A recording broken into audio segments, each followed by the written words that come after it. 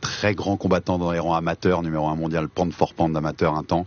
Virgile qui a énormément de potentiel et qui le montre à chacun de ses combats depuis qu'il est à Arès. Donc vous avez 2 beaux avenirs du MMA français devant vous aujourd'hui dans le Twitch. Ouais, pour compléter, j'ai vu champion d'Europe IMAF, si je dis pas de bêtises, vice-champion du monde IMAF, ce qui pose déjà un petit peu le 2 bonhomme. fois.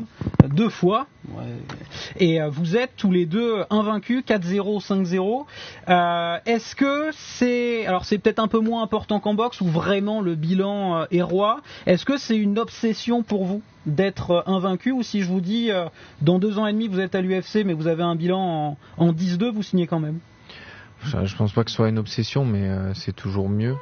Et puis même au niveau des organisations, et puis même l'UFC, ce qu'ils veulent, c'est justement, comme tu as dit tout à l'heure, des prospects qui sont invaincus. Donc tant que tu restes invaincu, tu as plus de chances de signer, et puis tu continues sur ta lancée, tu vois. Une défaite, en fait, c'est un peu un pas en arrière.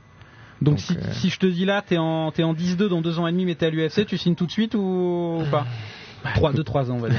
Le but, c'est de rester invaincu, mais 10-2, c'est un bon sherdog. Donc, Et on espère être à l'UFC avant cette deadline. Hein.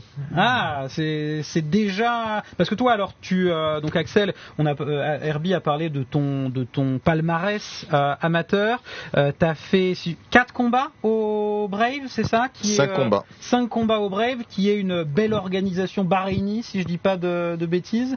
Là, déjà, toi, dans ton ordre de marche, tu te vois déjà à l'UFC, c'est ton premier combat à l'ARES, mais tu dis dans 2 ans, c'est déjà un peu tard?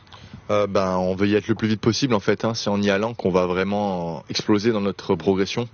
Donc là aujourd'hui, est-ce qu'on a un niveau top 5 dans notre KT? Peut-être pas. Ou top 10 à l'UFC, sûrement pas. Mais le fait d'y aller, de commencer à combattre là-bas et de commencer à faire des préparations en amont de ces combats, ça va vraiment nous faire exploser. Donc oui, je pense que dès qu'on peut y aller, il faut y aller.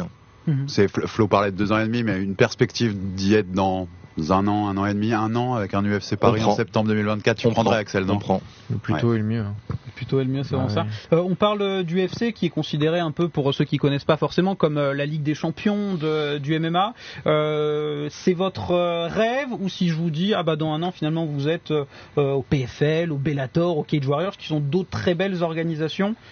On y va également. Le truc, c'est que l'UFC, en fait, c'est l'organisation la plus prestigieuse. Donc, si on peut, le but, c'est d'aller à l'UFC, tu vois. Et même, si tu as le choix, après, ça dépend les gestions de carrière, ça dépend l'âge du combattant, tout ça. Mais si tu veux être le meilleur, faut aller dans la meilleure. Et la meilleure, c'est l'UFC. Ça change rien dans vos têtes un peu, les gars, quand vous voyez ces dernières semaines, ces derniers mois, des orgas qui vont un peu all-in, tu vois, à la PFL, qui envoie des gros chèques pour essayer de recruter des gros noms. Dans la tête, ça change des trucs. On se dit peut-être qu'il y a pas que l'UFC au final ou l'herbe est verte, ou alors c'est tellement, parce qu'on est d'accord, je suis bien d'accord avec vous, c'est le summum sportif et il y a que ça qui compte en fait. Clairement, il n'y a pas que l'UFC. Après, voilà, dans une carrière de MMA, on n'est pas bloqué avec une grande fédération. Rien ne nous empêche d'aller à l'UFC, et selon ce qui se passe ou selon les opportunités qui se posent à nous, après par la suite, d'aller dans d'autres organisations. Après, l'UFC, ça reste quand même number one. Donc, effectivement, c'est ça qu'on veut maintenant. Et puis après, on verra ce qui se passe. Mais c'est bien ce que tu dis, parce que moi j'ai l'impression que peut-être que dans le futur, on va voir plus de carrières où les mecs feront l'UFC, puis repartir au PFL, puis peut-être aller parce qu'il y aura des opportunités de carrière, peut-être plus qu'avant, tu vois. En tout cas, ce qui est sûr, c'est que si tu vas à l'UFC, même si, imaginons que ça se passe pas bien et que tu fasses pas toute ta carrière dans cet orga, le fait d'y avoir été, ça t'ouvre clairement des portes beaucoup plus facilement vers d'autres organisations qui sont prêtes à te rémunérer de manière conséquente. Ouais, c'est pas quasiment un label, on parle vétéran UFC tout de suite, c'est un gage de qualité. Pour parler un peu de votre actu, là on se projette peut-être beaucoup alors que vous avez un combat dès demain, notamment Axel, on va dire, tes derniers combats étaient en moins de 77 kilos, en welter, mais je crois qu'au Brave c'est pas moins de 77, c'est moins de 74, quelque chose comme ça. Alors il y avait 74, 79 et j'ai fait des catchweight à 77. D'accord. Là, c'est ton premier combat, si je dis pas de bêtises, en moins de 70 kilos. Qu'est-ce qui a motivé ce choix, alors que souvent on considère la catégorie des moins de 70 comme la catégorie la plus dense peut-être, même à l'UFC, aussi bien en France. On a Benoît Saint-Denis, on a parfois Saladin Parnasse qui monte, on a Mansour Barnaoui, on a énormément de monde. Qu'est-ce qui explique, on va dire, cette transition que tu essayes de faire? Déjà, au niveau, toutes les catés sont difficiles. Donc c'est pas vraiment ça qui a fait mon choix, mais c'est surtout qu'en fait 77 je le fais relativement facilement. Ça me demande très peu d'efforts en termes de diète et en termes de cutting, donc en fait 70 c'était possible, on a essayé à l'entraînement, on a réussi, donc là maintenant j'ai réussi pour un combat officiel relativement facilement, donc je dois encore progresser dans la manière d'aborder le cut, de manière à avoir moins de pertes musculaires, etc. D'accord. Mais bon voilà, je pense vraiment que c'est ma caté parce que j'y arrive en fait, j'y arrive sans trop de peine.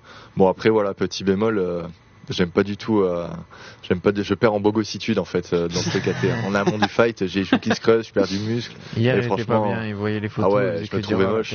Mais bon, c'est pas grave. Demain, je serai beau, donc c'est le plus important. C'est 2 jours de mocheté, Axel. Il se contredit pas, c'est pas très sympa. Il s'est déjà rempli, ça y est, il s'est déjà bien rempli quand même. Justement, là, tu dans la cage, donc attends, tu disais que tu avais un faible cutting en 77, c'est-à-dire que naturellement, on va dire hors combat, t'es à combien? T'es dans les 80 par exemple? Bah ça dépend en fait, si je mange de manière totalement débridée et que j'accumule des aliments très caloriques et qu'il n'y a pas de contrôle sur les quantités, je peux monter jusqu'à 85 kilos, tu vois. D'accord. Après voilà, si la bouffe est contrôlée et que je m'entraîne et qu'il y a une bonne dépense calorique, je vais stagner entre 82 et 84. Et voilà, après si je fais une diète tranquillement, j'arrive à descendre à 78. Et après sur la dernière semaine, j'arrive à tomber en dessous de 75. Donc là, je suis tombé même bien en dessous de 75. Du coup, j'ai vraiment pas eu beaucoup d'eau à cutter. Même j'ai trop perdu avec la diète.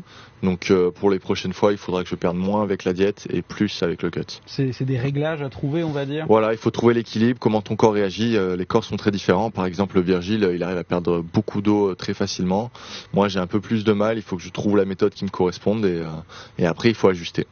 Pour finir juste là-dessus, mais vous aviez documenté avec le Boxing Squad, donc d'où vous venez à Nice, du côté de Nice avec Aldric Cassada, vous aviez documenté le test pour passer en moins de 70. Vous avez fait un test. Ça s'est mieux passé? Ça s'est beaucoup mieux passé que le test pour plusieurs raisons. J'ai fait des erreurs en fait dans ma manière de gérer la diète.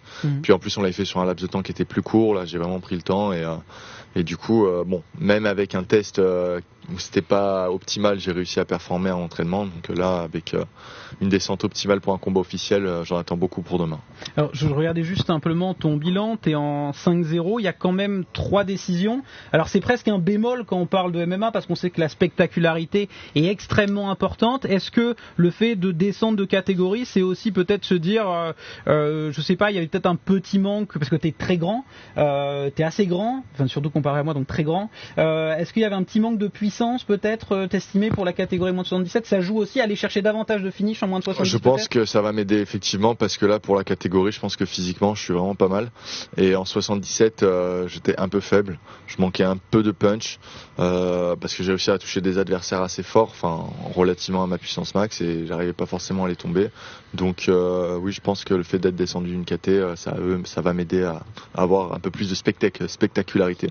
On peut tirer aussi un parallèle avec Virgile, puisque Virgile, t'as commencé notamment ton premier combat à rester à moins de 93. Ouais, d'accord. Et donc là, t'es repassé en moins de 84. Pareil, c'était une volonté parce que je sais que c'était relativement facile pour toi de faire 93. C'était la volonté d'aller chercher une catégorie qui va plus avec toi, plus naturelle en fait. Ouais, en fait, c'était la volonté d'être dans le réel, en fait, de se positionner déjà sur le long terme au niveau du poids. Et il y a quelques temps, j'étais plus léger. Et là, plus le temps passe et plus je prends du poids. Là, le combat d'avant, je partais de 96, 97 quand je mangeais vraiment bien. Et là, il y a un peu plus d'un mois, j'ai fait des montées à 100, 101. Donc, mais en plus, je commence à faire un peu attention. Donc, je sais pas pourquoi ça prend tout le temps du poids. Et donc, non, 84, ça me va très bien. Light heavyweight, j'étais trop léger. Donc, ouais. C'est aussi une catégorie, les 84, où finalement, tu vois, il comparait au moins de 70, où il y a pas tant de grands noms en France. Tu sens qu'il y a une place à faire aussi dans cette caté? Bah ouais, à partir de 84, même 93, c'est des catés où déjà il y a moins de monde, même si tu regardes au niveau du nombre de combattants, tout ça, donc forcément il y a plus de place. Et ouais, je sais, là le premier c'est Nassourdine. Ouais. Nassourdine Imavov qui est, on va dire pour l'instant le meilleur combattant français 15, qui a le plus prouvé, en tout cas top en moins 15, de 85 top 15 UFC, il y a pas photo. C'est celui qui est devant de loin. Et après, je ne saurais même pas te dire qui est numéro 2 du coup. Peut-être. Qui est champion à l'ARES en moins de... Il y en a pas. Il y en a pas. C'était Abdoul qui était face aux Polonais. Il avait fait sa deuxième ceinture en 84 et du coup là il y en a pas pour l'instant. Donc là t'as un adversaire solide, Mantas Kandratavicius, un Lituanien qui est en 4-0. Je l'ai écrit. Il a lu. Ça c'est pas mon nom de famille, c'est pas grave. Mais d'ailleurs dans le chat il y en a pas mal qui t'envoient de la force, mais ils ne citent que le prénom de Mantas. N'hésitez pas à poser évidemment vos questions à Virgile et à Axel. D'ailleurs, la ceinture Ares alors évidemment il y a ce combat très important pour toi. En plus c'est un combat encore en short notice, j'ai l'impression. C'est-à-dire de dernière minute, on va dire en quelque sorte. Short notice un peu plus large que la dernière fois. Ouais. La dernière fois c'était 10-12 jours et là c'est quand même un mois. Ouais. Mais bon, avec Axel, on s'entraîne tout le temps régulièrement. Après, on accélère quand on a une échéance. Mais on s'entraîne tous les jours, tout le temps. Donc, il y a beaucoup de boulot. Ouais, c'est ça. Donc, si on a un combat qui est donné 2-3 semaines avant, on est capable d'accepter et d'être prêt. Virgile, tu le vois comment ce combat-là? Parce que c'est un gros test pour toi. Tu les as vus passer comme moi, je suppose, mais cette semaine, Fernand Lopez, dans son émission King Energy sur la sueur, il dit c'est un gros test pour Virgile et s'il le passe, pour lui, c'est une preuve que tu as un potentiel de top 10 UFC. C'est carrément ce qu'il dit. Tu le sens comme un gros test, celui-là? Tu t'es mis une petite pression aussi par rapport à ça ou pas du tout? Non, franchement, tous ces trucs-là, même parler du UFC, c'est plus tard, tu vois. Et là, moi, je vois mon objectif, c'est ce combat-là, je pense à ça. Et tout ça, ça fait plaisir, bien sûr, d'entendre ce genre de message, tout ça. Mais je le garde dans un coin de ma tête et je le mets de côté, tu vois. J'y penserai un peu après le combat, tout ça. Mais là, j'ai mon objectif, j'ai mon combat.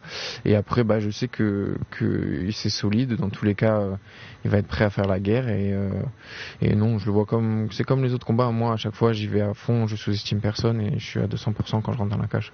Et si ça se passe bien et que ça sourit, avec l'envie de demander un combat pour la ceinture après, chez Ares? Bah ouais.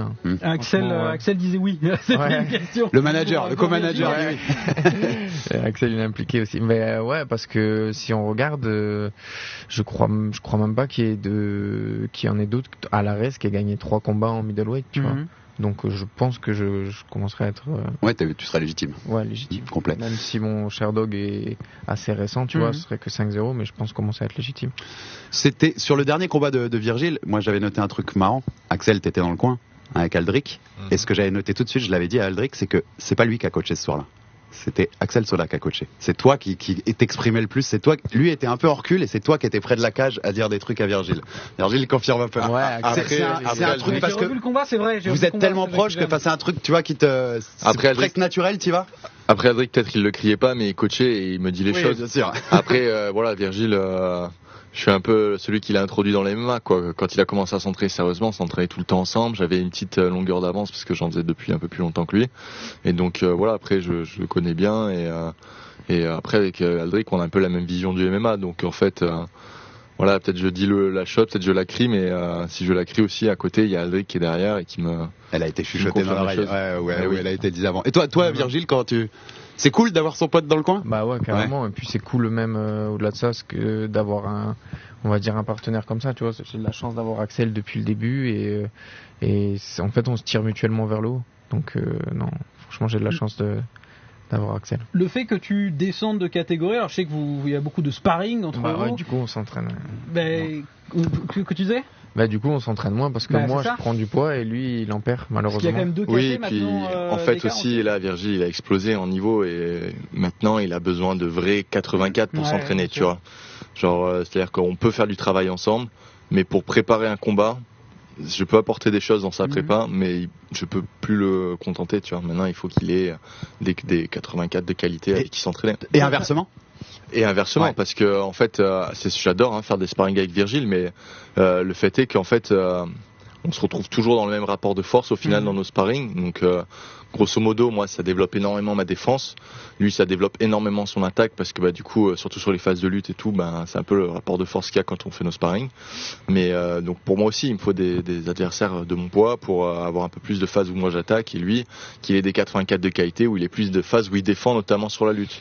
Vous arrivez à trouver cette densité à Nice, au Boxing Squad, ou vous devez aller chercher ailleurs parfois aussi pour vous sortir de cette zone de confort? Alors Aldric qui se démène pour nous ramener des sparring et il arrive à en trouver, donc c'est toujours très bien quand il en trouve. Après, de manière générale, pour un combattant, c'est toujours bien d'aller voir ailleurs comment ça se passe.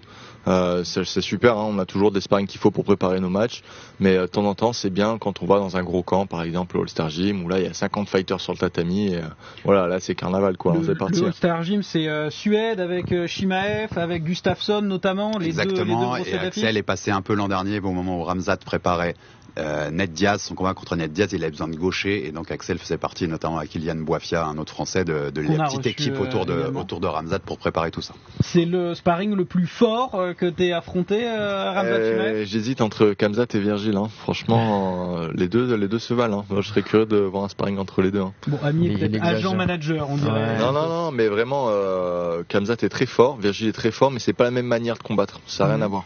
C'est très difficile du coup de comparer parce que s'ils avaient la même manière de lutter, je pourrais direct te dire ok, lui il est au-dessus, mais Virgile il va être très fort sur sa manière de se positionner. D'accord. C'est pas des choses qu'on va forcément voir à l'œil, mais que tu vas vraiment ressentir quand tu le subis.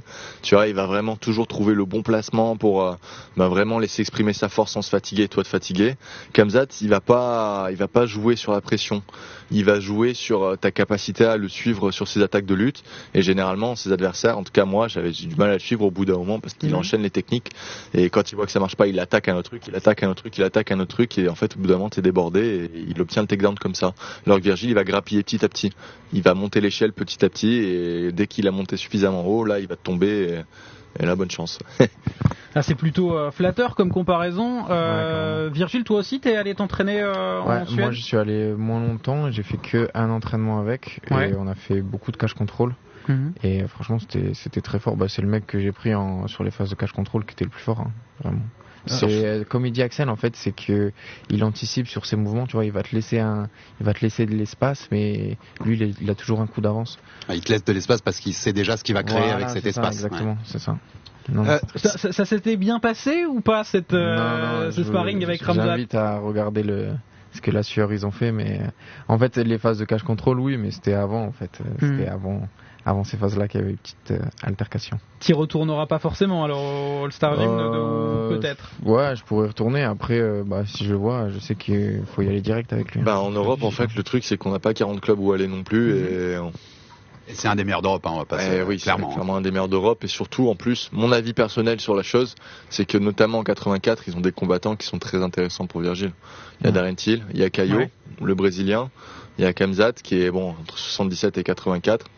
Et il y a d'autres 84, il y a Ilian qui est vraiment très bien aussi pour Virgile.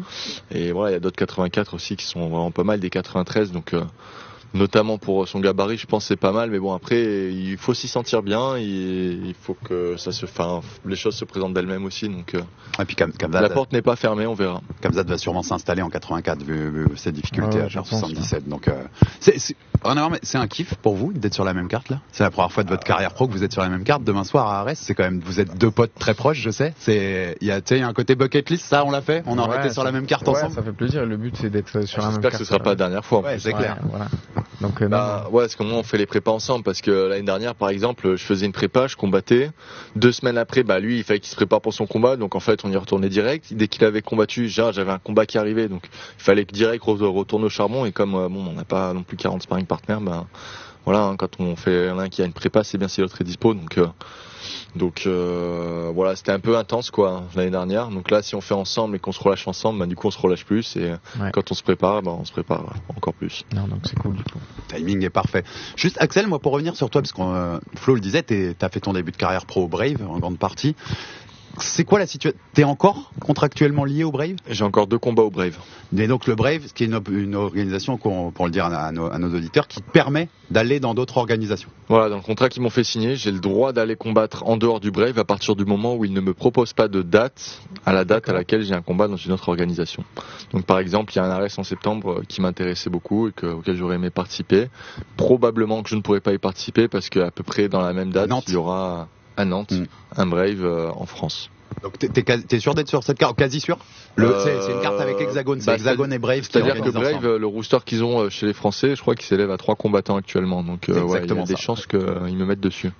Quelle était la volonté de venir chez Arès pour toi? On sait qu'un temps, il y avait eu cette grosse rumeur, même Fernand en avait parlé, de l'envie de faire Axel Sola Baki, deux des plus gros prospects français, il y avait cette envie. Puis, en moins de 77. En moins de 77, qui est la catégorie de Baki. Puis Axel, toi, tu as décidé de passer en 70. La volonté de venir chez Arès, elle vient d'où? Moi, je le cite souvent dans le Fighter Club pour terminer le contexte. Je dis souvent, Virgile, qui a commencé le MMA après toi, qui n'a pas ta carrière IMAF, dès que tu as commencé à Arès, on avait vérifié, tu as eu plus d'abonnés Insta tout de suite que Axel, qui a pourtant une plus grosse carrière, qui a un plus gros passé. Il y a un côté exposition, Axel, dans cette volonté d'être à Arès. Je pense que tu vas exploser en étant à Arès. Essentiellement, l'Arès, par rapport à ça, je trouve qu'ils font un boulot de ouf. Ils arrivent vraiment à mettre en avant les combattants. Et aujourd'hui, en MMA, si t'es pas médiatiquement reconnu, c'est compliqué, quoi. Ou alors, il faut faire une longue carrière jusqu'à atteindre des bonnes payes. Mais en fait, dans ce sport, c'est du spectacle et il faut avoir ce côté médiatique. Et je suis pas forcément très habile avec les réseaux sociaux pour le faire par moi-même. Donc, combattre dans une organisation comme Arès, c'est l'opportunité pour moi de briller. Donc, je la saisis. Après, t'es peut-être moins mignon, souvent moins de 70 kilos. Donc, le compte Insta, il va peut-être faut essayer de pousser les cheveux. Ça peut jouer aussi. Moi non plus, je suis pas très actif sur les réseaux. Les deux, on a un peu de mal avec ça. Ah, mais c'est personnel, ça aussi, c'est son rapport à soi avec les réseaux. Il faut que ça change, et il va falloir qu'on fasse des efforts là-dessus et on le fera. On était avec Patrick Abiroa, qui est que vous connaissez sûrement, qui est une des pépites belges, et qui disait que lui était pas très réseaux sociaux, mais qui avait été obligé de déléguer en fait, et il a une équipe donc qui gère en partie justement le community management. Il a été très malin avec sa gestion des réseaux. C'est ce qui le fait exploser beaucoup pour le coup. T'as conscience d'ailleurs, pour rester dans ce thème dont je parle, Axel, je pense que demain soir, beaucoup de gens attendent le combat de Baki, le combat de Virgile, parce qu'on connaît déjà, on le suit depuis quelques combats à l'ARES. Je crois qu'il y a beaucoup de gens dans le public français qui attendent de te voir demain. Parce que t'es un nom de prospect depuis très longtemps, on a suivi un peu le parcours IMAF et tout. Il y a beaucoup de gens qui ont envie de te voir combattre. T'as conscience que t'es attendu demain par une partie du public? Qui m'attendent ou pas, je compte bien marquer les esprits et faire tout pour, donc... S'ils m'attendent pas, ils m'attendront pour le prochain. Ça, c'est sûr. On a pas mal de questions du chat. Benjo616 qui dit qui sera dans votre coin demain. C'est Aldric Cassata qui sera dans votre coin, j'imagine. Aldric, l'entraîneur de boxe qu'on a aussi avec nous maintenant, Jean-Marc. Jean-Marc Toesca. Il sera pas là finalement? Je sais pas s'il sera là. Si, il est là normalement. Et Axel, son oncle, et moi, Jamel, un ami du boxing. On n'a pas forcément parlé de votre parcours ou du profil de combattant que vous êtes. C'est Titi qui nous demande ça. Vous venez d'où en sport de combat? On a une nouvelle génération, peut-être ceux qui ont 19, 20, 21 ans, qui souvent ont commencé par le MMA. Vous avez 25-26 ans, si je dis pas de bêtises. J'imagine que vous avez commencé par une autre discipline. Vous venez d'où en fait? Et est-ce que ça influe sur votre profil de combattant actuel? Quand j'étais petit, j'ai fait un peu de karaté, alors pas de manière intensive, comme Virgile a pu faire son activité. Donc oui, ça m'a un peu influencé dans ma manière de boxer, donc assez léger sur les appuis, beaucoup de in and out. Mais après, très vite, quand j'ai fait du sport de combat sérieusement, c'était MMA, donc du coup, je suis complet, je suis capable de lutter, boxer, etc. D'accord. Et moi, j'ai fait énormément de judo. J'ai commencé le judo à 4,5 ans, jusqu'à mes 18 ans. Je fais un petit passage vers le sambo, et après, à 19 ans, j'ai commencé le MMA. Donc j'ai adapté mon judo, j'ai mixé avec la lutte pour le MMA.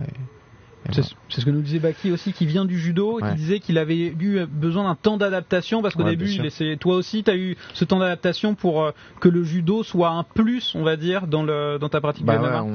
T'es obligé de le transformer.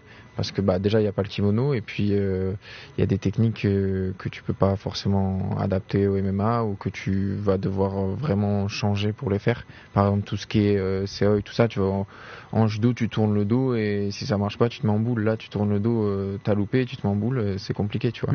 Donc à la place tu gardes toujours le overhook, la main sur l'épaule, le contrôle, et tu fais tes hanchés, tes mouvements avec. Et après tu t'aides pour les phases de catch control, tout ce qui est balayage, crochetage, ça aide beaucoup, tu vois. Ça se voit, pour ceux qui connaissent et qui aiment le judo, quand on voit Virgile combattre, on sent le passé de judoka, clairement. Il y a une belle scène de transition de judo, moi je trouve. Tu citais Baki Flo, je peux citer dans les MMA français qu'on a un peu découvert ces derniers temps, mais Kevin Jousset, qui est le champion des 84 à HEX en Australie, l'ancienne orga de Adesanya, qui pourrait signer à l'UFC bientôt, qui a été au championnat de France de judo quand il était jeune, qui vient aussi. Je sais pas qu'il était judoka. Ouais, il est judoka de base, et c'est un 84, d'ailleurs un 84 et 77, donc c'est les gens de Bocaté. Ça aide beaucoup le judo, Virgile, c'était le fond de ma question aussi, comme je te citais plusieurs noms. Ça aide dans la pratique du MMA, si tu peux nous expliquer ça un peu. Je pense que tous les sports de combat vont un peu aider, tu vois, à part ceux qui vont être beaucoup plus spécifiques. Mais en fait, le truc c'est que judo, lutte, c'est des sports de préhension. Et je pense que les sports de préhension, à part si tu les fais pas dès petit, c'est compliqué d'avoir les sensations, tu vois. Alors que tout ce qui est percussion, tout ça, tu peux plus vite apprendre. Mais pour avoir les sensations, je pense qu'il faut faire de la lutte et du judo assez jeune. Donc oui, ça aide. Axel, je parlais tout à l'heure c'est décousu mais c'est Twitch, hein, j'ai des idées extraires sur tête, donc ça vient comme ça. Mais je parlais tout à l'heure de ton passé amateur. T'as vu, on parlait de Patrick Abirora aussi. Il y a en ce moment, on en parle souvent ici, comme dans le Fighter Club, une très belle scène amateur, je trouve, en France, avec l'AEF notamment à Rennes, où t'as des combats. Abirora contre Théo Boudin, moi je l'attends plus que beaucoup de combats pro, celui qui aura en octobre à l'AEF 4. Est-ce que t'as pas une frustration de te dire, putain, si ça avait été à mon époque, j'aurais été vachement mis en lumière chez les amateurs, beaucoup plus que avec c'est clair que ça aurait été cool, mais bon, après voilà, c'était pas mon moment de briller en amateur. Et puis je suis très content, franchement, là, du boulot qu'ils font pour les amateurs. Franchement, c'est super et j'espère que ça va continuer à encore plus se développer. Et ça va vraiment nous aider à avoir les meilleurs combattants du monde dans le futur. T'es étonné de voir ça? Ça fait 3 ans que c'est légal en France. Moi, j'en l'ai dit l'autre fois dans l'émission, j'ai dit, ça se développe vachement vite. Et le fait d'avoir une très belle scène amateur comme ça aussi vite, je trouve ça hyper positif pour le MMA en France. Ah ouais, non, mais clairement, franchement, c'est du super boulot qu'ils ont fait. Sur le coup des galas et tout, ça je le voyais arriver, mais faire vraiment la ligue comme ils ont fait, tu vois, AEF, etc. Franchement, magnifique, hein, rien à dire, chapeau. On peut citer par chez vous les frères Meurice aussi qui sont à AEF, victoire sur le petit frère, les futurs prospects d'Abdoraga. Oui, eux aussi, je pense qu'on peut les citer et qu'il n'y a pas de souci, on en entendra parler plus tard. Mais de machines. D'autres questions dans le chat, notamment de Joey. Alors on ne connaît pas forcément bien vos adversaires. Dans le profil et surtout, il demande les points forts de vos adversaires respectifs. Axel, toi tu affrontes César Arzamendia, que je ne connaissais pas du tout, je l'avoue. Tu connaissais toi déjà avant, t'as découvert, c'est quoi ces points Alors forts? j'ai découvert, c'est un UFC vétéran, donc il est capable de boxer en gaucher, en droitier, il change beaucoup de garde, il est du genre à rocher, il est capable de lutter. Néanmoins, je pense pas que il arrive à me déborder en termes de vitesse sur les phases de lutte et de boxe.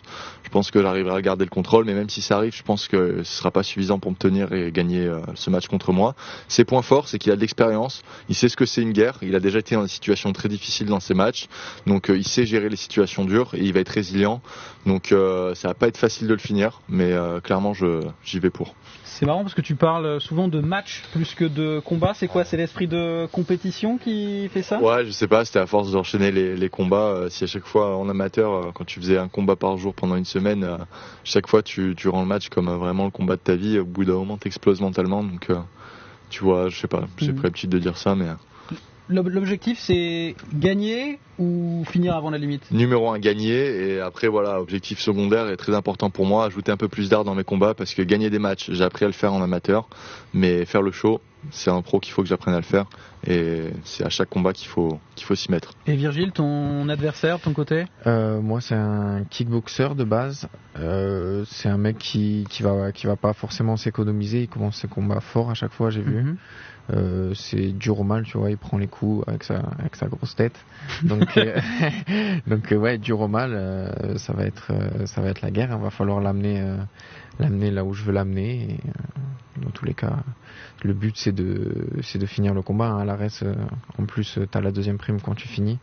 Donc pour moi l'objectif, comme dit Axel, c'est toujours en premier de gagner, mais c'est aussi de finir le combat. Ouais. Cette opposition de style, elle te plaît, toi? C'est un match-up qui te plaît? Bah ouais, j'aime bien. Pour l'instant, ça m'a réussi de prendre des kickboxers, on va dire, kickboxers, Muay Thai.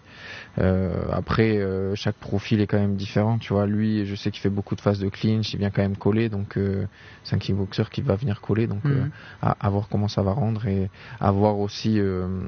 En regardant, on peut pas se rendre compte, c'est le rapport de force, tout ça, quand on va être collé.